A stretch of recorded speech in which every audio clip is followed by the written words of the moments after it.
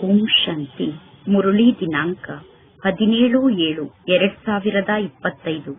ಬಾಪ್ತಾದ ಮಧುಬನ. ಮಧುರ ಮಕ್ಕಳೇ, ಶ್ರೇಷ್ಠರಾಗಬೇಕು ಎಂದು ಬಯಸಿದರೆ ಪ್ರತಿದಿನ ನಿಮ್ಮ ಲೆಕ್ಕವನ್ನು ನೋಡಿಕೊಳ್ಳಿ, ಅಂದರೆ ನಿಮ್ಮ ಚಾರ್ಟ್ ಅನ್ನು ನೋಡಿಕೊಳ್ಳಿ. ಈ ದಿನ ಯಾವುದೇ ಕರ್ಮೇಂದ್ರಿಯ ನನಗೆ ಮೋಸವನ್ನು ಮಾಡಲಿಲ್ಲ ತಾನೆ ಎಂದು ಚೆಕ್ ಮಾಡಿಕೊಳ್ಳಿ. ಕಣ್ಣು ಬಹಳಷ್ಟು ಮೋಸಗಾರ ಆಗಿದೆ. ಆದ್ದರಿಂದ ಕಣ್ಣಿನ ಬಗ್ಗೆ ಬಹಳಷ್ಟು ಎಚ್ಚರಿಕೆಯನ್ನು ಇಟ್ಟುಕೊಳ್ಳಿ. ಕಣ್ಣನ್ನು ಬಹಳಷ್ಟು ಸಂಭಾಲನೆ ಮಾಡಿಕೊಳ್ಳಿ. ಇಂದಿನ ಪ್ರಶ್ನೆಯಾಗಿದೆ, ಎಲ್ಲಾ ಅಭ್ಯಾಸಕ್ಕಿಂತ ಬಹಳ ಕೆಟ್ಟ ಅಭ್ಯಾಸ ಯಾವುದಾಗಿದೆ? ಆ ಕೆಟ್ಟ ಅಭ್ಯಾಸದಿಂದ ಸ್ವಯಂ ಅನ್ನು ರಕ್ಷಣೆ ಮಾಡಿಕೊಳ್ಳಲು ಉಪಾಯ ಏನಾಗಿದೆ? ಉತ್ತರ, ಎಲ್ಲಾ ಕೆಟ್ಟ ಅಭ್ಯಾಸಕ್ಕಿಂತ ಬಹಳ ದೊಡ್ಡ ಕೆಟ್ಟ ಅಭ್ಯಾಸ ಅಂದರೆ ನಾಲಿಗೆ ರುಚಿಯಾಗಿದೆ. ಯಾವುದಾದರೂ ಒಳ್ಳೆಯ ತಿಂಡಿಯನ್ನು ನೋಡಿದರೆ ಅದನ್ನು ಯಾರಿಗೂ ಕಾಣದಂತೆ ಮುಚ್ಚಿಟ್ಟುಕೊಂಡು ತಿನ್ನುತ್ತೀರಾ? ಮುಚ್ಚಿಟ್ಟುಕೊಳ್ಳುವುದು ಅಂದರೆ ಯಾರಿಗೂ ಕಾಣದಂತೆ ಬಚ್ಚಿಟ್ಟುಕೊಳ್ಳುವುದು ಅಂದರೆ ಅದು ಕೂಡ ಕಳ್ಳತನ ಆಗಿದೆ. ಕಳ್ಳತನ ಅನ್ನುವ ಮಾಯೆ ಬಹಳಷ್ಟು ಮಕ್ಕಳ ಮೂಗನ್ನು ಹಿಡಿದುಕೊಂಡು ಬಿಡುತ್ತದೆ. ಈ ಕಳ್ಳತನದಿಂದ ಸ್ವಯಂನ ರಕ್ಷಣೆಯನ್ನು ಮಾಡಿಕೊಳ್ಳಲು ಸಾಧನ ಅಂದರೆ ಯಾವ ವಸ್ತುವಿನ ಕಡೆಯೂ ಬುದ್ಧಿ ಆಕರ್ಷಿತ ಆಗಬಾರದು, ಅಂದರೆ ಯಾವ ವಸ್ತುವಿನಲ್ಲೂ ಬುದ್ಧಿ ಸಿಕ್ಕಿ ಹಾಕಿಕೊಳ್ಳಬಾರದು. ಅಂದ ಮೇಲೆ ಬುದ್ಧಿ ಯಾವುದಾದರೂ ವಸ್ತುವಿಗೆ ಆಕರ್ಷಿತ ಆದರೆ ನೀವು ಸ್ವಯಂಗೆ ಸ್ವಯಂ ಶಿಕ್ಷೆಯನ್ನು ಕೊಟ್ಟುಕೊಳ್ಳಿ. ಕೆಟ್ಟ ಅಭ್ಯಾಸವನ್ನು ತೆಗೆದು ಹಾಕುವುದಕ್ಕೋಸ್ಕರ ಸ್ವಯಂಗೆ ಸ್ವಯಂ ಬಹಳಷ್ಟು ಪೆಟ್ಟನ್ನು ಕೊಟ್ಟುಕೊಳ್ಳಬೇಕು. ಓಂ ಶಾಂತಿ. ನೀವೀಗ ಆತ್ಮ ಅಭಿಮಾನಿಯಾಗಿ ಕುಳಿತಿದ್ದೀರಾ ತಾನೆ? ಪ್ರತಿಯೊಂದು ಮಾತನ್ನು ಸ್ವಯಂ ಅನ್ನು ಸ್ವಯಂ ಕೇಳಿಕೊಳ್ಳಬೇಕು. ನಾನು ಆತ್ಮ ಅಭಿಮಾನಿಯಾಗಿ ಕುಳಿತಿದ್ದೇನಾ? ಆತ್ಮ ಅಭಿಮಾನಿಯಾಗಿ ಕುಳಿತು ನಾನು ಪರಮಾತ್ಮ ತಂದೆಯನ್ನು ನೆನಪು ಮಾಡುತ್ತಿದ್ದೇನಾ ಎಂದು ಸ್ವಯಂ ಅನ್ನು ಕೇಳಿಕೊಳ್ಳಬೇಕು. ಶಿವಶಕ್ತಿ ಪಾಂಡವ ಸೇನೆ ಎಂದು ಗಾಯನ ಇದೆ. ಇಲ್ಲಿ ಶಿವ ತಂದೆಯ ಸೈನ್ಯ ಕುಳಿತಿದೆ. ಲೌಕಿಕ ಜಗತ್ತಿನಲ್ಲಿ ಶಾರೀರಿಕ ಸೈನ್ಯದಲ್ಲಿ ಕೇವಲ ಯುವಕರು ಮಾತ್ರ ಇರುತ್ತಾರೆ. ಆ ಲೌಕಿಕ ಜಗತ್ತಿನ ಸ್ಥೂಲ ಸೈನ್ಯದಲ್ಲಿ ವೃದ್ಧರು, ಮಕ್ಕಳು ಮುಂತಾದವರು ಇರುವುದಿಲ್ಲ. ಈ ಈಶ್ವರನ ಸೈನ್ಯದಲ್ಲಿ ವೃದ್ಧರು, ಮಕ್ಕಳು, ಯುವಕರು ಎಲ್ಲರೂ ಕೂಡ ಕುಳಿತಿದ್ದಾರೆ. ಇದು ಮಾಯೆಯ ಮೇಲೆ ವಿಜಯವನ್ನು ಪಡೆದುಕೊಳ್ಳುವಂತಹ ಸೈನ್ಯ ಆಗಿದೆ. ಪ್ರತಿಯೊಬ್ಬರು ಮಾಯೆಯ ಮೇಲೆ ವಿಜಯವನ್ನು ಪಡೆದುಕೊಂಡು ಬೇಹದ್ದಿನ ತಂದೆಯ ಮೂಲಕ ಆಸ್ತಿಯನ್ನು ಪಡೆದುಕೊಳ್ಳಬೇಕು. ಮಕ್ಕಳಿಗೆ ಗೊತ್ತಿದೆ, ಮಾಯೆ ಬಹಳಷ್ಟು ಶಕ್ತಿಶಾಲಿಯಾಗಿದೆ. ಕರ್ಮೇಂದ್ರಿಯಗಳೇ ಎಲ್ಲದಕ್ಕಿಂತ ಅಧಿಕ ಮೋಸವನ್ನು ಮಾಡುತ್ತದೆ. ಚಾರ್ಟ್ ಅನ್ನು ಬರೆಯಬೇಕು. ಈ ದಿನ ಯಾವ ಕರ್ಮೇಂದ್ರಿಯ ನನಗೆ ಮೋಸವನ್ನು ಮಾಡಿತು ಎಂದು ಚಾರ್ಟ್ನಲ್ಲಿ ಬರೆಯಬೇಕು. ಈ ದಿನ ಇಂತಹ ವ್ಯಕ್ತಿಯನ್ನು ನೋಡಿದೆ, ಅವರನ್ನು ನೋಡಿದ ತಕ್ಷಣ ಅವರನ್ನು ಮುಟ್ಟಬೇಕು ಎಂದು ಮನಸ್ಸಿನಲ್ಲಿ ವಿಚಾರ ಬಂತು, ಅಥವಾ ಅವರ ಜೊತೆಗೆ ಇಂತಹ ತಪ್ಪನ್ನು ಮಾಡಬೇಕು ಎಂದು ಮನಸ್ಸಿನಲ್ಲಿ ವಿಚಾರ ಬಂತು ಎಂದು ಚಾರ್ಟ್ನಲ್ಲಿ ಬರೆಯಬೇಕು. ಏಕೆಂದರೆ ಕಣ್ಣು ಬಹಳಷ್ಟು ನಷ್ಟವನ್ನು ಮಾಡಿಸುತ್ತದೆ. ಪ್ರತಿಯೊಂದು ಕರ್ಮೇಂದ್ರಿಯವನ್ನು ನೋಡಿಕೊಳ್ಳಿ. ಯಾವ ಕರ್ಮೇಂದ್ರಿಯ ನನಗೆ ಬಹಳಷ್ಟು ನಷ್ಟವನ್ನು ಮಾಡಿಸುತ್ತಿದೆ ಎಂದು ನೋಡಿಕೊಳ್ಳಿ. ಇದೇ ಮಾತಿನ ಬಗ್ಗೆ ಸೂರದಾಸನ ಉದಾಹರಣೆಯನ್ನು ನೀಡಲಾಗುತ್ತದೆ. ಅಂದ ಮೇಲೆ ನೀವೀಗ ಸ್ವಯಂ ಅನ್ನು ಚೆಕ್ ಮಾಡಿಕೊಳ್ಳಬೇಕು. ಈ ಕಣ್ಣು ಬಹಳಷ್ಟು ಮೋಸವನ್ನು ಮಾಡುವಂತದ್ದಾಗಿದೆ. ಬಹಳ ಒಳ್ಳೆಯ ಮಕ್ಕಳಿಗೂ ಕೂಡ ಮಾಯೆ ಮೋಸವನ್ನು ಮಾಡುತ್ತದೆ. ಬಲೆ ಮಕ್ಕಳು ಚೆನ್ನಾಗಿ ಸೇವೆಯನ್ನು ಮಾಡುತ್ತಾರೆ, ಆದರೆ ಕಣ್ಣು ಮೋಸವನ್ನು ಮಾಡುತ್ತದೆ. ಆದ್ದರಿಂದ ಕಣ್ಣಿನ ಬಗ್ಗೆ ಬಹಳಷ್ಟು ಗಮನವನ್ನು ಕೊಟ್ಟು ಕಣ್ಣನ್ನು ಚೆಕ್ ಮಾಡಿಕೊಳ್ಳುತ್ತಿರಬೇಕು. ಏಕೆಂದರೆ ಇದೇ ನಮಗೆ ಶತ್ರು ಆಗಿದೆ. ಕಣ್ಣು ಮೋಸವನ್ನು ಮಾಡಿ ಪದವಿ ಭ್ರಷ್ಟ ಆಗುವಂತೆ ಮಾಡುತ್ತದೆ. ಯಾರು ತಿಳುವಳಿಕೆ ಉಳ್ಳಂತಹ ಮಕ್ಕಳಾಗಿದ್ದಾರೋ ಅವರು ಈ ಪ್ರತಿಯೊಂದು ಜ್ಞಾನದ ಮಾತನ್ನು ಚೆನ್ನಾಗಿ ನೋಟ್ ಮಾಡಿಕೊಳ್ಳಬೇಕು. ಡೈರಿ ಪಾಕೆಟ್ನಲ್ಲಿ ಇರಬೇಕು. ಹೇಗೆ ಭಕ್ತಿ ಮಾರ್ಗದಲ್ಲಿ ಬುದ್ಧಿ ಬೇರೆ ಬೇರೆ ಕಡೆ ಓಡುತ್ತದೆ, ಬುದ್ಧಿ ಭಕ್ತಿಯಲ್ಲಿ ಬೇರೆ ಕಡೆ ಅಲೆದಾಡಿದಾಗ ತಮಗೆ ತಾವೇ ಚೂಟಿಕೊಳ್ಳುತ್ತಾರೆ. ಇಲ್ಲಿ ನೀವು ಕೂಡ ಸ್ವಯಂಗೆ ಶಿಕ್ಷೆಯನ್ನು ಕೊಟ್ಟುಕೊಳ್ಳಬೇಕು. ಬಹಳಷ್ಟು ಎಚ್ಚರಿಕೆಯಿಂದ ಇರಬೇಕು. ಕರ್ಮೇಂದ್ರಿಯ ಮೋಸವನ್ನು ಮಾಡುತ್ತಿಲ್ಲ ತಾನೆ ಎಂದು ಎಚ್ಚರಿಕೆಯಿಂದ ಇರಬೇಕು. ಯಾರನ್ನಾದರೂ ನೋಡಿದಾಗ ಅವರಿಗೆ ದೃಷ್ಟಿ ಆಕರ್ಷಿತ ಆದರೆ ತಕ್ಷಣ ಅಲ್ಲಿಂದ ದೂರ ಹೋಗಿಬಿಡಬೇಕು. ಅಲ್ಲೇ ನಿಂತುಕೊಂಡು ಅವರನ್ನು ನೋಡಬಾರದು. ಸ್ತ್ರೀ ಪುರುಷರ ಮಧ್ಯದಲ್ಲಿ ಇಂತಹ ಮಾತು ಬಹಳಷ್ಟು ನಡೆಯುತ್ತದೆ. ಪತಿ ಪತ್ನಿಯ ಮಧ್ಯದಲ್ಲಿ ಇಂತಹ ಮಾತು ಬಹಳಷ್ಟು ನಡೆಯುತ್ತದೆ. ಸ್ತ್ರೀ ಪುರುಷರು ಒಬ್ಬರು ಇನ್ನೊಬ್ಬರನ್ನು ನೋಡಿದ ತಕ್ಷಣ ದೃಷ್ಟಿ ವಿಕಾರಿ ದೃಷ್ಟಿ ಆಗಿಬಿಡುತ್ತದೆ. ಆದ್ದರಿಂದ ಸನ್ಯಾಸಿಗಳು ಕಣ್ಣನ್ನು ಮುಚ್ಚಿಕೊಂಡು ಕುಳಿತುಕೊಳ್ಳುತ್ತಾರೆ. ಕೆಲವು ಸನ್ಯಾಸಿಗಳು ಸ್ತ್ರೀಯರಿಗೆ ಬೆನ್ನನ್ನು ತೋರಿಸಿ ಕುಳಿತುಕೊಳ್ಳುತ್ತಾರೆ. ಅಂದರೆ ಕೆಲವರು ಸ್ತ್ರೀಯರ ಕಡೆ ಬೆನ್ನನ್ನು ಮಾಡಿ ಕುಳಿತುಕೊಳ್ಳುತ್ತಾರೆ. ಆ ಸನ್ಯಾಸಿಗಳಿಗೆ ಏನು ಪ್ರಾಪ್ತಿ ಸಿಗುತ್ತದೆ? ಆ ಸನ್ಯಾಸಿಗಳು ಹೆಚ್ಚು ಅಂದರೆ 10 ಲಕ್ಷ ಅಥವಾ 20 ಲಕ್ಷ, 10 ಕೋಟಿ ಅಥವಾ 20 ಕೋಟಿಯನ್ನು ಸಂಗ್ರಹ ಮಾಡುತ್ತಾರೆ. ನಂತರ ಆ ಸನ್ಯಾಸಿಗಳು ಸತ್ತು ಹೋದರೆ ಎಲ್ಲವೂ ಸಮಾಪ್ತಿಯಾಗಿ ಬಿಡುತ್ತದೆ. ಪುನಃ ಮುಂದಿನ ಜನ್ಮದಲ್ಲಿ ಹೊಸದಾಗಿ ಸಂಪತ್ತನ್ನು ಸಂಗ್ರಹ ಮಾಡಬೇಕಾಗುತ್ತದೆ. ಇಲ್ಲಿ ಮಕ್ಕಳಾದ ನಿಮಗೆ ಏನೆಲ್ಲಾ ಪ್ರಾಪ್ತಿ ಸಿಗುತ್ತದೆಯೋ ಅದು ಅವಿನಾಶಿ ಆಸ್ತಿಯಾಗಿ ಬಿಡುತ್ತದೆ. ಸತ್ಯುಗದಲ್ಲಿ ಹಣದ ಆಸೆ ಇರುವುದಿಲ್ಲ.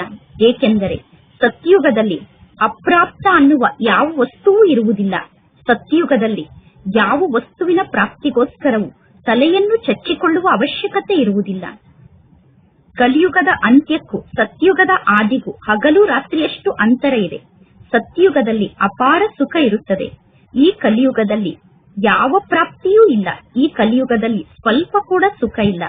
ಪರಮಾತ್ಮ ತಂದೆ ಸದಾ ತಿಳಿಸುತ್ತಾರೆ, ಸಂಗಮ ಅನ್ನುವ ಶಬ್ದದ ಜೊತೆಗೆ ಪುರುಷೋತ್ತಮ ಅನ್ನುವ ಶಬ್ದವನ್ನು ಅವಶ್ಯವಾಗಿ ಬರೆಯಬೇಕು.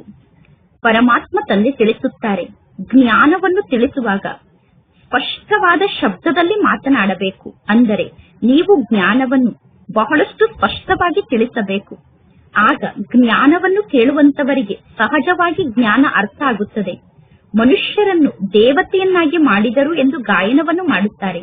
ಅಂದ ಮೇಲೆ ನಮ್ಮನ್ನು ದೇವತೆಯನ್ನಾಗಿ ಮಾಡುವುದಕ್ಕೋಸ್ಕರ ಪರಮಾತ್ಮ ತಂದೆ ಅವಶ್ಯವಾಗಿ ಸಂಗಮ ಯುಗದಲ್ಲೇ ಬರುತ್ತಾರೆ. ನರಕದ ನಿವಾಸಿಗಳನ್ನು ಸ್ವರ್ಗದ ನಿವಾಸಿಗಳನ್ನಾಗಿ ಮಾಡಲು ಪರಮಾತ್ಮ ತಂದೆ ಸಂಗಮ ಯುಗದಲ್ಲಿ ಬರುತ್ತಾರೆ. ಮನುಷ್ಯರು ಘೋರವಾದ ಅಂಧಕಾರದಲ್ಲಿ ಇದ್ದಾರೆ. ಸ್ವರ್ಗ ಅಂದರೆ ಏನು ಅನ್ನುವುದೇ ಮನುಷ್ಯರಿಗೆ ಗೊತ್ತಿಲ್ಲ. ಅನ್ಯ ಧರ್ಮದವರು ಸ್ವರ್ಗವನ್ನು ನೋಡಲು ಸಾಧ್ಯ ಇಲ್ಲ. ಆದ್ದರಿಂದ ಪರಮಾತ್ಮ ತಂದೆ ತಿಳಿಸುತ್ತಾರೆ, ನಿಮ್ಮ ಈ ಧರ್ಮ ಬಹಳಷ್ಟು ಸುಖವನ್ನು ನೀಡುವಂತಹ ಧರ್ಮ ಆಗಿದೆ. ಸತ್ಯುಗಕ್ಕೆ ಸ್ವರ್ಗ ಎಂದು ನೀವು ಕರೆಯುತ್ತೀರಾ. ಆದರೆ ನಾವೀಗ ಸ್ವರ್ಗಕ್ಕೆ ಹೋಗುತ್ತಿದ್ದೇವೆ ಅನ್ನುವುದು ಜಗತ್ತಿನ ಜನರಿಗೆ ಗೊತ್ತಿಲ್ಲ. ಸ್ವರ್ಗದ ಬಗ್ಗೆ ಜಗತ್ತಿನಲ್ಲಿ ಯಾರಿಗೂ ಗೊತ್ತಿಲ್ಲ. ಭಾರತದ ನಿವಾಸಿಗಳು ಸ್ವರ್ಗವನ್ನು ಮರೆತು ಬಿಟ್ಟಿದ್ದಾರೆ. ಸ್ವರ್ಗ ಇದ್ದು ಹೋಗಿ ಲಕ್ಷಾಂತರ ವರ್ಷ ಆಯಿತು ಎಂದು ಹೇಳುತ್ತಾರೆ. ಸ್ವರ್ಗದ ಆಯಸ್ಸು ಲಕ್ಷಾಂತರ ವರ್ಷ ಎಂದು ಹೇಳುತ್ತಾರೆ.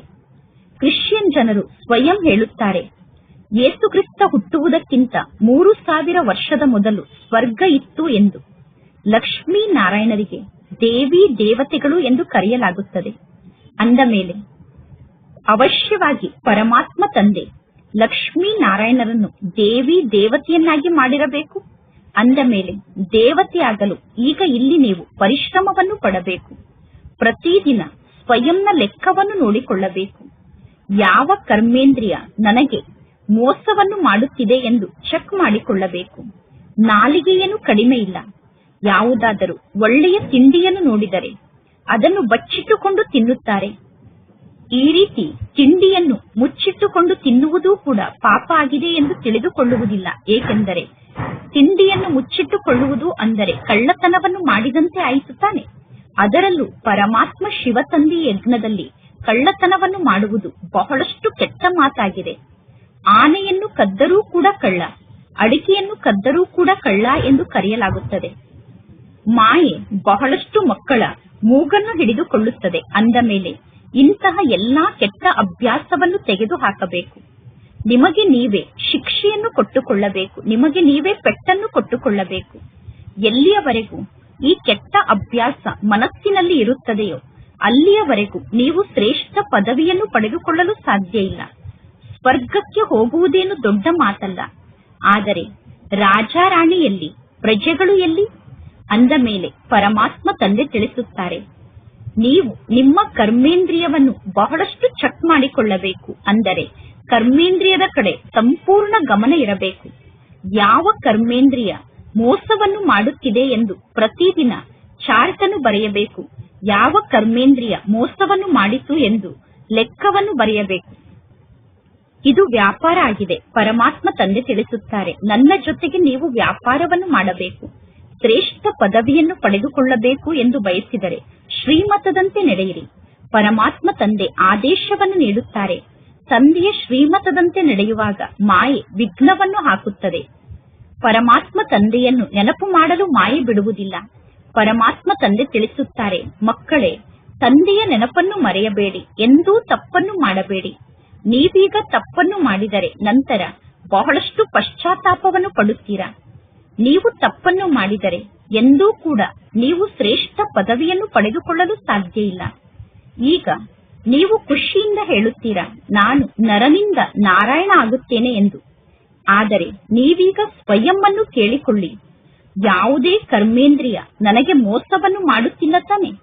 ನೀವೀಗ ಸ್ವಯಂನ ಉನ್ನತಿಯನ್ನು ಮಾಡಿಕೊಳ್ಳಬೇಕು. ಅಂದ ಮೇಲೆ ಪರಮಾತ್ಮ ತಂದೆ ಯಾವ ಆದೇಶವನ್ನು ನೀಡುತ್ತಿದ್ದಾರೋ ಆ ಆದೇಶವನ್ನು ಕಾರ್ಯರೂಪದಲ್ಲಿ ತರಬೇಕು. ಇಡೀ ದಿನದ ಲೆಕ್ಕವನ್ನು ನೋಡಿಕೊಳ್ಳಿ. ಮಕ್ಕಳ ಮೂಲಕ ಬಹಳಷ್ಟು ತಪ್ಪುಗಳು ನಡೆಯುತ್ತಿರುತ್ತದೆ. ಕಣ್ಣು ಬಹಳಷ್ಟು ಮೋಸವನ್ನು ಮಾಡುತ್ತದೆ. ಕಣ್ಣು ಯಾರಿಗೆ ಆಕರ್ಷಿತ ಆಗುತ್ತದೆಯೋ ಅವರ ಬಗ್ಗೆ ಕರುಣೆ ಬರುತ್ತದೆ. ಇವರಿಗೆ ಇಂತಹ ತಿಂಡಿಯನ್ನು ತಿನ್ನಿಸಬೇಕು, ಇವರಿಗೆ ಇಂತಹ ಉಡುಗೊರೆಯನ್ನು ಕೊಡಬೇಕು ಅನ್ನುವ ವಿಚಾರ ಬರುತ್ತದೆ. ಕಣ್ಣು ಅನ್ಯರಿಗೆ ಆಕರ್ಷಿತ ಆದಾಗ ನೀವು ನಿಮ್ಮ ಸಮಯವನ್ನು ಬಹಳಷ್ಟು ವ್ಯರ್ಥವಾಗಿ ಕಳೆಯುತ್ತೀರಾ. ಮಾಲೆಯ ಮಣಿ ಆಗುವುದು ಬಹಳಷ್ಟು ಪರಿಶ್ರಮದ ಮಾತಾಗಿದೆ. ಅಷ್ಟರತ್ನಗಳೇ ಮುಖ್ಯ ಆಗಿದೆ. ನವರತ್ನ ಎಂದು ಗಾಯನವನ್ನು ಮಾಡುತ್ತಾರೆ. ನವರತ್ನದಲ್ಲಿ ಒಬ್ಬರು ಪರಮಾತ್ಮ ಶಿವ ತಂದೆ ಆಗಿದ್ದಾರೆ, ಇನ್ನು ಉಳಿದಿದ್ದು ಅಷ್ಟರತ್ನ ಆಗಿದೆ. ಪರಮಾತ್ಮ ಶಿವ ತಂದೆಯ ಸಂಕೇತ ಕೂಡ ಇರಲೇಬೇಕು ತಾನೆ. ನವರತ್ನದ ಮಧ್ಯದಲ್ಲಿ ಪರಮಾತ್ಮ ಶಿವ ತಂದೆಯ ಸಂಕೇತ ಇರಲೇಬೇಕು ತಾನೆ. ಯಾರಿಗಾದರೂ ಗ್ರಹಚಾರ ಬಂದಾಗ ಅವರು ನವರತ್ನದ ಉಂಗುರವನ್ನು ಧರಿಸಿಕೊಳ್ಳುತ್ತಾರೆ. ಇಷ್ಟೆಲ್ಲಾ ಜನ ಪುರುಷಾರ್ಥವನ್ನು ಮಾಡುತ್ತಿದ್ದರೂ ಕೂಡ ಕೇವಲ 8 ರತ್ನಗಳು ಮಾತ್ರ ಪಾಸ್ ವಿತ್ ಆನರ್ ಆಗಿ ಹೊರಗಡೆ ಬರುತ್ತಾರೆ. ಆದ್ದರಿಂದ ಅಷ್ಟರತ್ನಗಳಿಗೆ ಬಹಳಷ್ಟು ಮಹಿಮೆ ಇದೆ. ದೇಹಾಭಿಮಾನಕ್ಕೆ ವಶ ಆದಾಗ ಕರ್ಮೇಂದ್ರಿಯ ಬಹಳಷ್ಟು ಮೋಸವನ್ನು ಮಾಡುತ್ತದೆ. ಭಕ್ತಿ ಮಾರ್ಗದಲ್ಲೂ ಕೂಡ ಚಿಂತೆಯಂತೂ ಇರುತ್ತದೆ ತಾನೆ. ತಲೆಯ ಮೇಲೆ ಪಾಪದ ಹೊರೆ ಬಹಳಷ್ಟು ಇದೆ. ದಾನ ಪುಣ್ಯವನ್ನು ಮಾಡಿದರೆ ಆ ಪಾಪ ಸಮಾಪ್ತಿಯಾಗುತ್ತದೆ. ಸತ್ಯಯುಗದಲ್ಲಿ ಯಾವುದೇ ಚಿಂತೆಯ ಮಾತು ಇರುವುದಿಲ್ಲ. ಏಕೆಂದರೆ ಸತ್ಯಯುಗದಲ್ಲಿ ರಾವಣ ರಾಜ್ಯವೇ ಇರುವುದಿಲ್ಲ.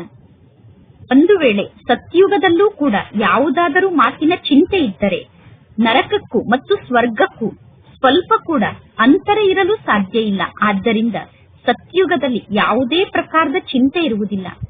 ಈಗ ಇಷ್ಟೊಂದು ಶ್ರೇಷ್ಠ ಪದವಿಯನ್ನು ನಿಮಗೆ ಪ್ರಾಪ್ತಿ ಮಾಡಿಸುವುದಕ್ಕೋಸ್ಕರ ಭಗವಂತ ತಂದೆ ಕುಳಿತು ನಿಮಗೆ ಶಿಕ್ಷಣವನ್ನು ಕಲಿಸುತ್ತಿದ್ದಾರೆ. ನಿಮಗೆ ಪರಮಾತ್ಮ ತಂದೆಯ ನೆನಪು ಬರದೇ ಇದ್ದರೆ ಶಿಕ್ಷಣವನ್ನು ಕಲಿಸುತ್ತಿರುವಂತಹ ಟೀಚರ್ ಅನ್ನು ನೆನಪು ಮಾಡಬೇಕು. ಒಳ್ಳೆಯದು. ಬಲೆ ನೀವು ತಂದೆಯನ್ನು ನೆನಪು ಮಾಡಿ ಅಥವಾ ಶಿಕ್ಷಕನನ್ನು ನೆನಪು ಮಾಡಿ. ಇಲ್ಲಿ ನಮಗೆ ಒಬ್ಬ ತಂದೆಯೇ ಸದ್ಗುರು ಕೂಡ ಆಗಿದ್ದಾರೆ. ಮನುಷ್ಯರು ಅಸುರಿ ಮತದಂತೆ ನಡೆದು ಪರಮಾತ್ಮ ತಂದೆಗೆ ಎಷ್ಟೊಂದು ತಿರಸ್ಕಾರವನ್ನು ಮಾಡಿದ್ದಾರೆ.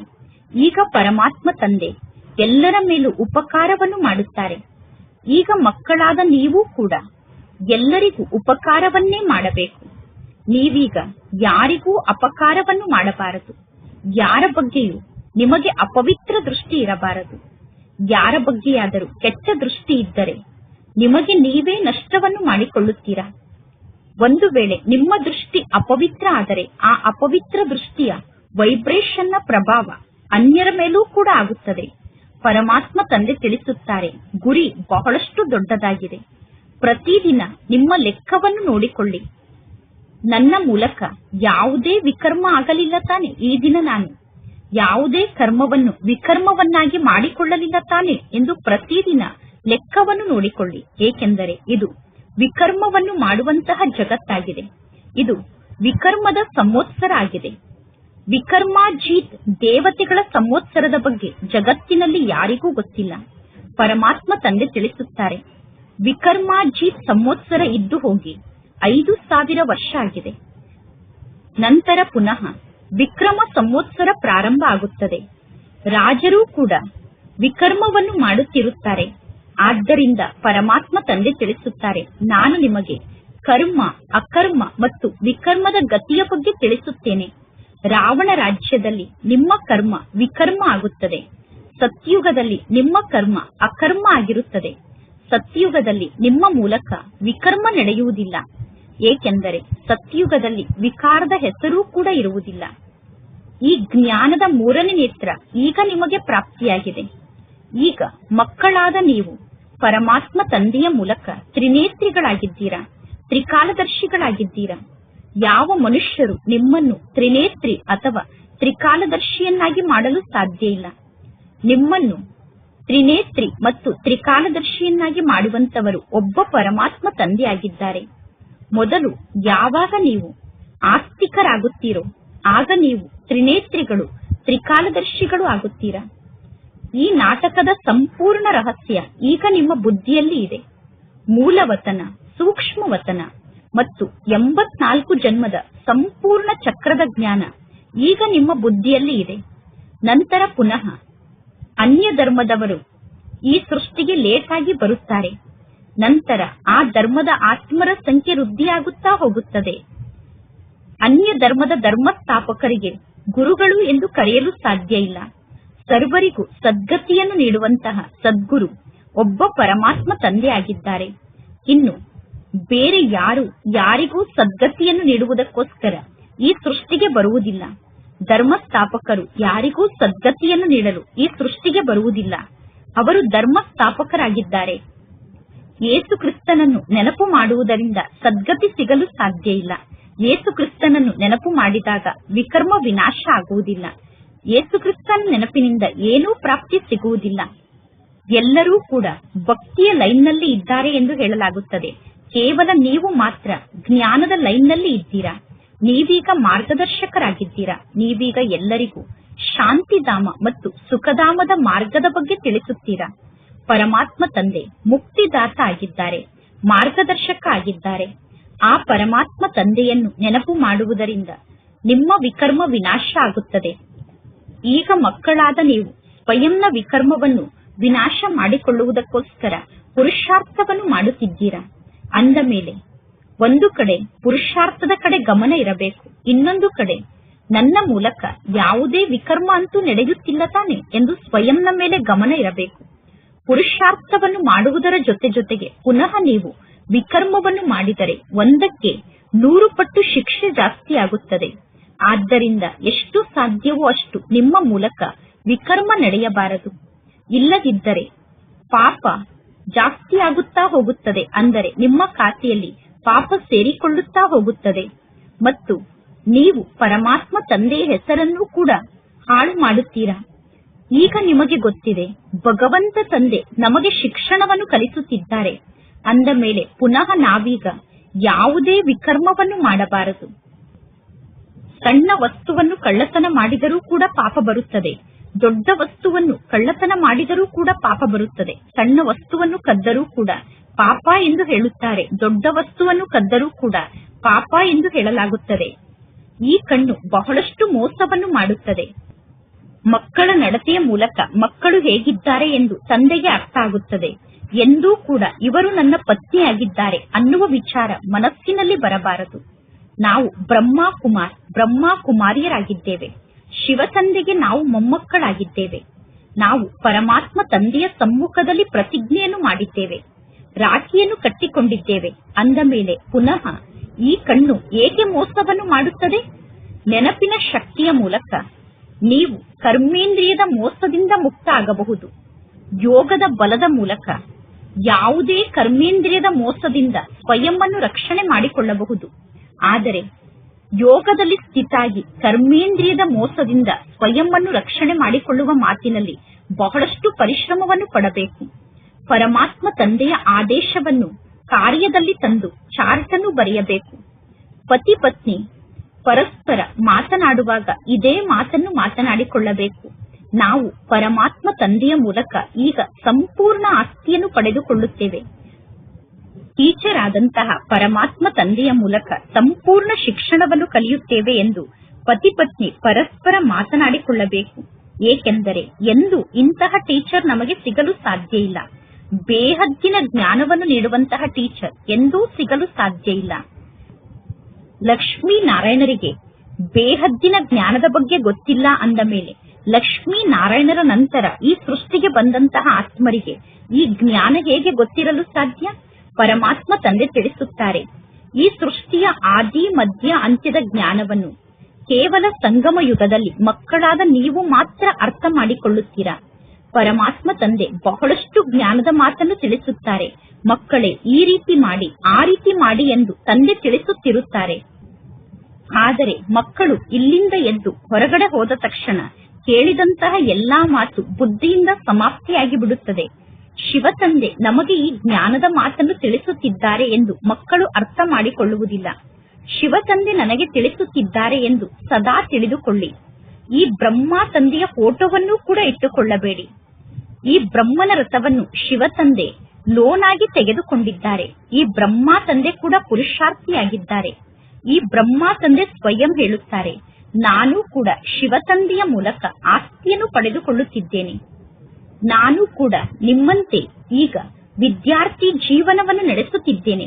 ಮುಂದೆ ಹೋದಂತೆ ನಿಮ್ಮ ಮಹಿಮೆ ಜಗತ್ತಿನಲ್ಲಿ ಬಹಳಷ್ಟು ಜಾಸ್ತಿ ಆಗುತ್ತದೆ. ಮುಂದೆ ಹೋದಂತೆ ಎಲ್ಲರೂ ನಿಮಗೆ ಮಹಿಮೆಯನ್ನು ಮಾಡುತ್ತಾರೆ. ಈಗ ನೀವು ಪೂಜ್ಯ ದೇವಿ ದೇವತೆಗಳಾಗುವುದಕ್ಕೋಸ್ಕರ ಶಿಕ್ಷಣವನ್ನು ಕಲಿಯುತ್ತಿದ್ದೀರಾ. ಪುನಃ ಸತ್ಯುಗದಲ್ಲಿ ನೀವು ದೇವತೆಗಳಾಗುತ್ತೀರಾ. ಈ ಎಲ್ಲಾ ಜ್ಞಾನದ ಮಾತನ್ನು ಪರಮಾತ್ಮ ತಂದೆಯನ್ನು ಬಿಟ್ಟು ಬೇರೆ ಯಾರೂ ತಿಳಿಸಲು ಸಾಧ್ಯ ಇಲ್ಲ. ಅದೃಷ್ಟದಲ್ಲಿ ಇಲ್ಲ ಅಂದರೆ ತಂದೆಯ ಬಗ್ಗೆ ಮನಸ್ಸಿನಲ್ಲಿ ಸಂಶಯ ಉತ್ಪನ್ನ ಆಗುತ್ತದೆ. ಶಿವ ತಂದೆ ಹೇಗೆ ಬಂದು ಶಿಕ್ಷಣವನ್ನು ಕಲಿಸಲು ಸಾಧ್ಯ ಅನ್ನುವ ಸಂಶಯ ಮನಸ್ಸಿನಲ್ಲಿ ಉತ್ಪನ್ನ ಆದರೆ ಅವರ ಅದೃಷ್ಟದಲ್ಲೇ ಜ್ಞಾನವನ್ನು ಪಡೆದುಕೊಳ್ಳುವ ಭಾಗ್ಯ ಇಲ್ಲ ಎಂದು ಅರ್ಥ. ಶಿವ ತಂದೆ ಬಂದು ಶಿಕ್ಷಣವನ್ನು ಕಲಿಸುತ್ತಿದ್ದಾರೆ ಎಂದು ನಾನು ಒಪ್ಪಿಕೊಳ್ಳುವುದಿಲ್ಲ ಎಂದು ಹೇಳುತ್ತಾರೆ. ಅರೆ, ನೀವು ಶಿವ ತಂದೆ ಬಂದು ಶಿಕ್ಷಣವನ್ನು ಕಲಿಸುತ್ತಿದ್ದಾರೆ ಅನ್ನುವ ಮಾತನ್ನು ಸ್ವೀಕಾರ ಮಾಡದೇ ಇದ್ದರೆ ನೀವು ಶಿವ ತಂದೆಯನ್ನು ಹೇಗೆ ನೆನಪು ಮಾಡಲು ಸಾಧ್ಯ? ಶಿವ ತಂದೆಯನ್ನು ನೀವು ನೆನಪು ಮಾಡದೇ ಇದ್ದರೆ ನಿಮ್ಮ ವಿಕರ್ಮವನ್ನು ನೀವು ಹೇಗೆ ವಿನಾಶ ಮಾಡಿಕೊಳ್ಳಲು ಸಾಧ್ಯ? ಈಗ ಸಂಪೂರ್ಣ ರಾಜಧಾನಿ ನಂಬರ್ ವಾರಾಗಿ ಸ್ಥಾಪನೆ ಆಗುತ್ತಿದೆ. ಸತ್ಯುಗದಲ್ಲಿ ದಾಸ ದಾಸಿಯರೂ ಕೂಡ ಬೇಕು ತಾನೆ. ವರದಕ್ಷಿಣೆಯ ರೂಪದಲ್ಲಿ ರಾಜನಿಗೆ ದಾಸಿಯರನ್ನು ನೀಡುತ್ತಾರೆ. ಈ ಕಲಿಯುಗದಲ್ಲೇ ಇಷ್ಟೊಂದು ದಾಸಿಯರನ್ನು ಇಟ್ಟುಕೊಳ್ಳುತ್ತಾರೆ ಅಂದ ಮೇಲೆ ಸತ್ಯುಗದಲ್ಲಿ ನಿಮ್ಮ ಬಳಿ ಎಷ್ಟು ಜನ ದಾಸಿಯರಿರಬಹುದು? ಪರಮಾತ್ಮ ತಂದೆ ತಿಳಿಸುತ್ತಾರೆ, ಅಂದ ಮೇಲೆ ನಾವೀಗ ಕಡಿಮೆ ಪುರುಷಾರ್ಥವನ್ನು ಮಾಡಬಾರದು. ಅಂದರೆ ಸತ್ಯುಗಕ್ಕೆ ಹೋಗಿ ದಾಸದಾಸಿಯಾಗುವಂತಹ ಕಡಿಮೆ ಪುರುಷಾರ್ಥವನ್ನು ನಾವೀಗ ಮಾಡಬಾರದು. ನೀವು ಪರಮಾತ್ಮ ತಂದೆಯನ್ನು ಕೇಳಬಹುದು, ಬಾಬಾ, ಒಂದು ವೇಳೆ ಈಗಲೇ ನಾನು ಸತ್ತರೆ ನನಗೆ ಯಾವ ಪದವಿ ಸಿಗುತ್ತದೆ ಎಂದು. ಆಗ ಪರಮಾತ್ಮ ತಂದೆ ತಕ್ಷಣ ನಿಮ್ಮ ಪದವಿಯ ಬಗ್ಗೆ ನಿಮಗೆ ತಿಳಿಸುತ್ತಾರೆ. ನೀವೀಗ ಸ್ವಯಂನ ಲೆಕ್ಕವನ್ನು ನೋಡಿಕೊಳ್ಳಿ. ಅಂತ್ಯದಲ್ಲಿ ನಂಬರ್ ವಾರಾಗಿ ಕರ್ಮಾತೀತ ಸ್ಥಿತಿಯನ್ನು ರೂಪಿಸಿಕೊಳ್ಳುತ್ತೀರಾ. ಇದು ಸತ್ಯ ಶಿಕ್ಷಣ ಆಗಿದೆ. ಆ ಲೌಕಿಕ ಜಗತ್ತಿನ ಜನ ಲೌಕಿಕ ಸಂಪಾದನೆಯಲ್ಲಿ ಹಗಲು ರಾತ್ರಿ ಎಷ್ಟೊಂದು ಬ್ಯುಸಿಯಾಗಿ ಇರುತ್ತಾರೆ. ಯಾರು ಬಹಳ ದೊಡ್ಡ ವ್ಯಾಪಾರಿ ಆಗಿರುತ್ತಾರೋ ಅವರು ಒಂದು ಕೈಯಿಂದ ಊಟವನ್ನು ಮಾಡುತ್ತಿರುತ್ತಾರೆ, ಇನ್ನೊಂದು ಕೈಯಿಂದ ಫೋನ್ ಅನ್ನು ಮಾಡಿ ತಮ್ಮ ಕಾರ್ಯ ವ್ಯವಹಾರದ ಬಗ್ಗೆ ಮಾತನಾಡುತ್ತಿರುತ್ತಾರೆ. ಈಗ ನೀವೇ ತಿಳಿಸಿ, ಇಂತಹ ವ್ಯಕ್ತಿಗಳು ಜ್ಞಾನ ಮಾರ್ಗದಲ್ಲಿ ಉಳಿಯಲು ಸಾಧ್ಯ ಇದೆಯೇನು? ಅವರು ಹೇಳುತ್ತಾರೆ, ಜ್ಞಾನವನ್ನು ಕೇಳಲು ನನಗೆ ಎಲ್ಲಿ ಸಮಯ ಇದೆ ಎಂದು. ಅರೆ, ಇಲ್ಲಿ ಸತ್ಯವಾದ ರಾಜ್ಯ ಭಾಗ್ಯ ಸಿಗುತ್ತಿದೆ. ಇಲ್ಲಿ ಸತ್ಯವಾಗಿಯೂ ರಾಜ್ಯ ಸಿಗುತ್ತಿದೆ. ಕೇವಲ ಪರಮಾತ್ಮ ತಂದೆಯನ್ನು ನೆನಪು ಮಾಡಿ, ಆಗ ನಿಮ್ಮ ವಿಕರ್ಮ ವಿನಾಶ ಆಗುತ್ತದೆ. ಜಗತ್ತಿನ ಜನ ಅಷ್ಟ ದೇವತೆ ಮುಂತಾದವರನ್ನು ನೆನಪು ಮಾಡುತ್ತಾರೆ, ಆದರೆ ಅವರ ನೆನಪಿನ ಮೂಲಕ ಏನೂ ಪ್ರಾಪ್ತಿ ಸಿಗುವುದಿಲ್ಲ. ಪರಮಾತ್ಮ ತಂದೆ ಪ್ರತಿಯೊಂದು ಮಾತಿನ ಬಗ್ಗೆ ತಿಳಿಸುತ್ತಿರುತ್ತಾರೆ. ಪರಮಾತ್ಮ ತಂದೆ ಇಂತಹ ಮಾತಿನ ಬಗ್ಗೆ ನಮಗೆ ತಿಳಿಸಲಿಲ್ಲ ಎಂದು ಯಾರೂ ಹೇಳಬಾರದು. ಅದಕ್ಕೋಸ್ಕರ ಪರಮಾತ್ಮ ತಂದೆ ಪ್ರತಿಯೊಂದು ಮಾತಿನ ಬಗ್ಗೆ ತಿಳಿಸುತ್ತಾರೆ. ಈಗ ಮಕ್ಕಳಾದ ನೀವು ಎಲ್ಲರಿಗೂ ಸಂದೇಶವನ್ನು ನೀಡಬೇಕು. ಏರೋಪ್ಲೇನ್ನ ಮೂಲಕ ಪಾಂಪ್ಲೆಂಟ್ ಅನ್ನು ಕೆಳಗಡೆ ಹಾರಿಸಲು ಪ್ರಯತ್ನ ಪಡಬೇಕು. ಆ ಪಾಂಪ್ಲೆಂಟ್ ನಲ್ಲಿ ಪರಮಾತ್ಮ ಶಿವ ತಂದೆ ಈ ರೀತಿ ತಿಳಿಸುತ್ತಾರೆ ಎಂದು ಬರೆದಿರಬೇಕು. ಈ ಬ್ರಹ್ಮ ತಂದೆ ಕೂಡ ಪರಮಾತ್ಮ ಶಿವ ತಂದೆಗೆ ಮಗು ಆಗಿದ್ದಾರೆ. ಇವರು ಪ್ರಜಾಪಿತ ಆಗಿದ್ದಾರೆ. ಅಂದ ಮೇಲೆ ನಮಗೆ ಪರಮಾತ್ಮ ತಂದೆ ಕೂಡ ತಂದೆ ಆಗಿದ್ದಾರೆ. ಈ ಬ್ರಹ್ಮ ತಂದೆ ಕೂಡ ತಂದೆ ಆಗಿದ್ದಾರೆ. ಶುಭಾಬಾ ಎಂದು ಹೇಳಿದ ತಕ್ಷಣ ಬಹಳಷ್ಟು ಮಕ್ಕಳ ಕಣ್ಣಲ್ಲಿ ಪ್ರೇಮದ ಕಣ್ಣೀರು ಬರುತ್ತದೆ. ಶುಭಾಬಾ ಅನ್ನುವ ಶಬ್ದವನ್ನು ಕೇಳಿದ ತಕ್ಷಣ ಮಕ್ಕಳ ಕಣ್ಣಲ್ಲಿ ಪ್ರೇಮದ ಕಣ್ಣೀರು ಬರುತ್ತದೆ. ಎಂದೂ ಕೂಡ ಶಿವತಂದೆಯನ್ನು ನೋಡಿಲ್ಲ, ಆದರೂ ಪ್ರೀತಿಯ ಕಣ್ಣೀರು ಬರುತ್ತದೆ.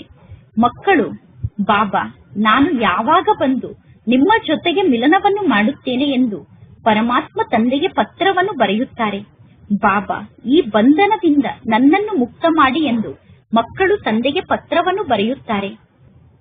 ಅನೇಕರಿಗೆ ಬ್ರಹ್ಮ ತಂದೆಯ ಸಾಕ್ಷಾತ್ಕಾರ ಆಗುತ್ತದೆ, ಪರಮಾತ್ಮ ತಂದೆಯ ಸಾಕ್ಷಾತ್ಕಾರ ಆಗುತ್ತದೆ ಮತ್ತು ಸ್ವರ್ಗದ ರಾಜಕುಮಾರ ಆದಂತಹ ಶ್ರೀಕೃಷ್ಣನ ಸಾಕ್ಷಾತ್ಕಾರ ಆಗುತ್ತದೆ. ಮುಂದೆ ಹೋದಂತೆ ಇನ್ನೂ ಅನೇಕರಿಗೆ ಬಹಳಷ್ಟು ಸಾಕ್ಷಾತ್ಕಾರ ಆಗುತ್ತದೆ.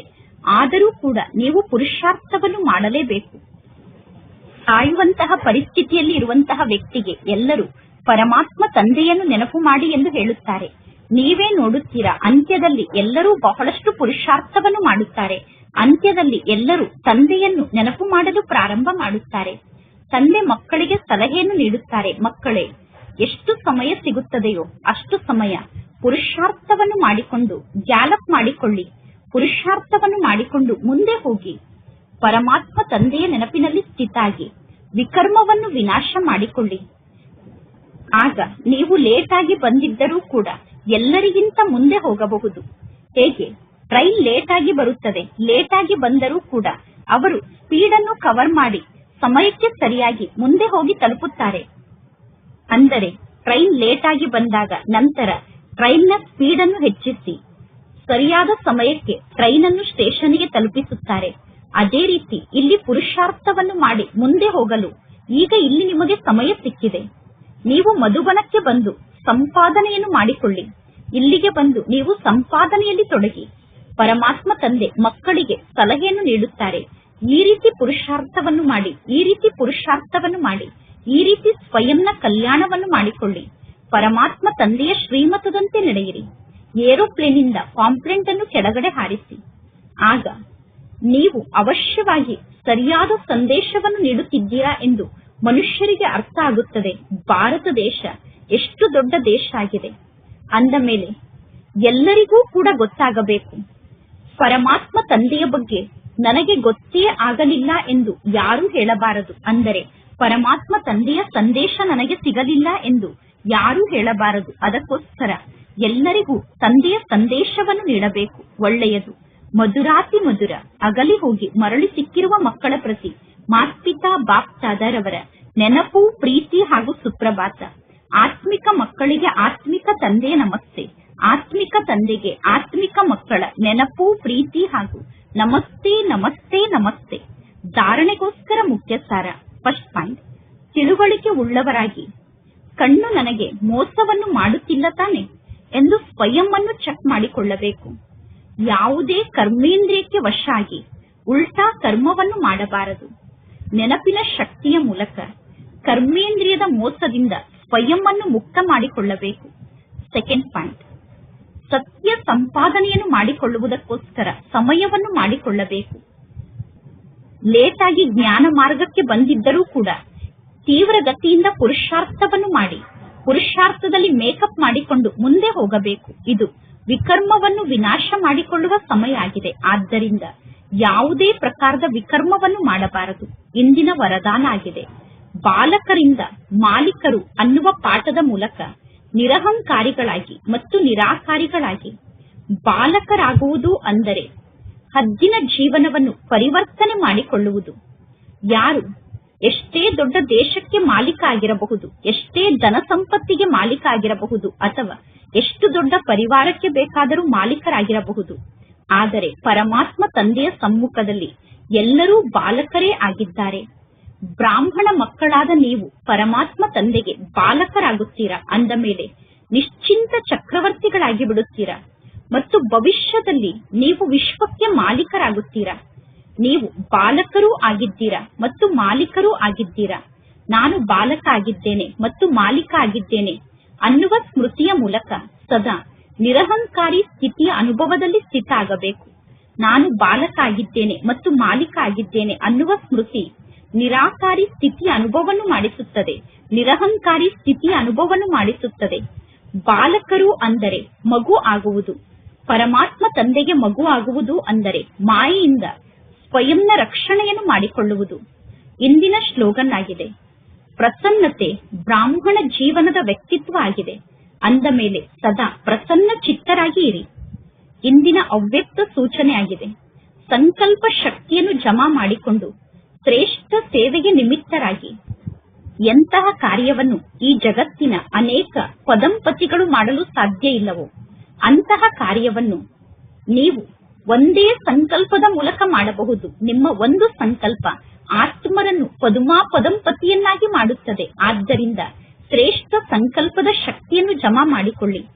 ಶ್ರೇಷ್ಠ ಸಂಕಲ್ಪದ ಶಕ್ತಿಯನ್ನು ಎಷ್ಟು ಸ್ವಚ್ಛ ಮಾಡಿಕೊಳ್ಳಬೇಕು ಅಂದರೆ ಆ ಶ್ರೇಷ್ಠ ಸಂಕಲ್ಪದಲ್ಲಿ ವ್ಯರ್ಥದ ಅಸ್ವಚ್ಛತೆ ಸ್ವಲ್ಪ ಕೂಡ ಇರಬಾರದು. ಆಗ ನಿಮ್ಮಲ್ಲಿರುವ ಈ ಶಕ್ತಿ ಚಮತ್ಕಾರದ ಕಾರ್ಯವನ್ನು ಮಾಡಿ ತೋರಿಸುತ್ತದೆ. ಅಂದರೆ ಶ್ರೇಷ್ಠ ಸಂಕಲ್ಪದ ಶಕ್ತಿ ಚಮತ್ಕಾರವನ್ನು ಮಾಡಿ ತೋರಿಸುತ್ತದೆ. ಒಳ್ಳೆಯದು. ಓಂ ಶಾಂತಿ.